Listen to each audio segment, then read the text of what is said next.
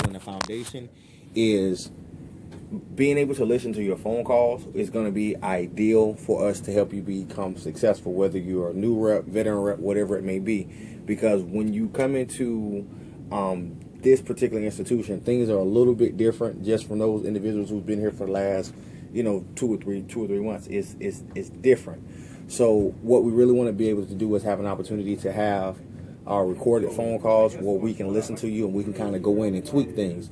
Also, it gives you an opportunity as a representative to hear how you sound on a phone call, have an opportunity to, make some corrections on some things that you missed, but most importantly, where could you have improved in regards to getting that student enrolled and making sure that they didn't fall off in the back end. So the two to 2.5 hours of talk time is a great indicator. Typically, we want to look at anywhere between 175 to 200 phone calls per day if you're not at that 2 to 2.5 hour talk range, because that's an indicator to say, hey, listen, I haven't talked with anybody, I haven't had any meaningful conversations. However, I'm dialing. I'm in this thing to try to figure out, exactly what's going on. Ideally, you want to do anywhere between 17 to 25 dials per hour. That's realistically almost a phone call every other second or so if you're not talking to anybody. So prime example, not to call anybody out, but it is what it is. Sean Conroy, 8 hours worth of service on yesterday, had 34 minutes of talk time. The talk time is going to be the indication to the second to last column, and he had 92 dials. Immediately, as a manager, I'm going to go look at this and go speak with him. Hey, well, what went on yesterday? You only had 92 dials. And in having only 92 dials, you only had 34 minutes of talk time. What was going on? What was the situation? Oh, I was having problems with my computer. Oh, I was doing this. Oh, I was doing that. Because this is the thing. Not only am I looking at this from a bird's eye view in regards to his production for the day, but I'm also thinking forward to the next day or so. Because if he had 34 minutes of talk time, he didn't speak with anybody.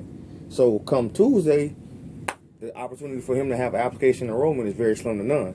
Come Wednesday, the opportunity for him to have an application enrollment is very slim to none. So that's why it's very important to, try to reach these big benchmarks on a daily basis, not just because we want you to have ample amount of talk time, but it's going to be an indicator of what's going to happen, what's going to follow, later on in the latter part of the week. So this is the information that I get sent out to you guys. It'll come out to you guys on a daily basis. Sometimes we do have the ability to run the reports throughout the day, but I'd rather just do it the following day.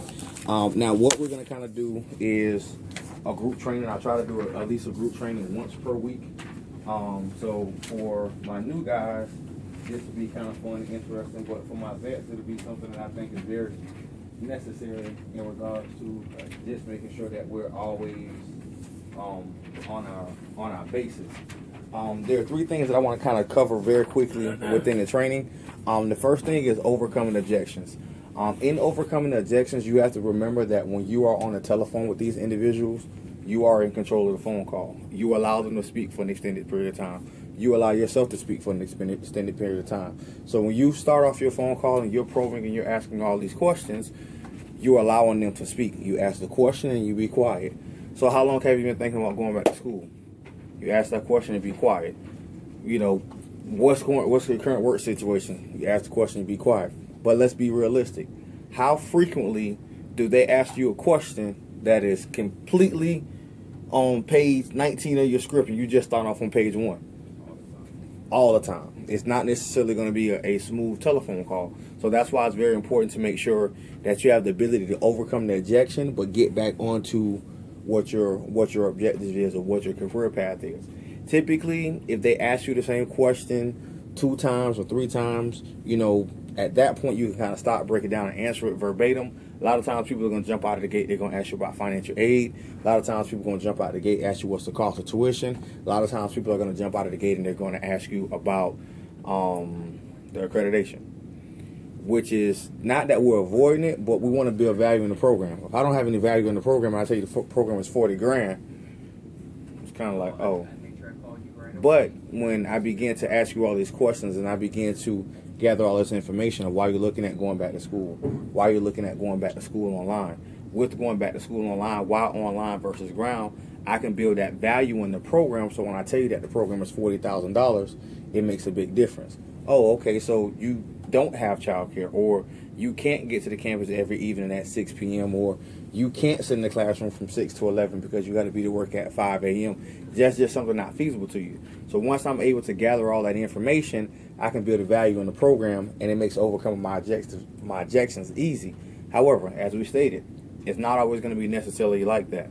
So what you want to do is you want to answer that question to the best of your ability, but stay on track and keep your phone call moving and flowing, because you don't want to miss any highlighted points in the phone call, because if you miss certain highlighted points in the phone call, that may be reasons for them to cancel, i.e. accreditation, i.e. financial aid, i.e. getting a commitment from that student about making an $80 payment every month. Everybody who goes to school here is going to have a payment of $80 bare minimum, even if their EFC is 0. So we must build that value in that and be able to overcome that objection very early on. So prime example would be if you're speaking with the individual about, yeah, I'm hot too, that's why I close these blinds. If you're speaking with the individual about, asking your first couple sets of questions about returning back to school, how long have you been thinking about doing this? Well, how much does it cost? Well, answer that question, but you don't necessarily have to put a dollar value with it. Well, it all is going to depend upon you as a student. It all depends on if you're going to have an ability to transfer in credits from a previous institution. And with transferring in those credits from a previous institution, it could definitely change the length of the program and also the cost of the program. And that's something that we'll cover a little bit more in detail later on in the phone call. If that is not sufficient enough, and you feel that this person is just shopping or this person is serious about going to school, when in doubt, risk it.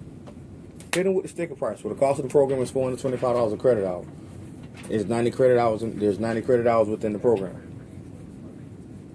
Then at that point, you've hit them. You've given them the information that they want.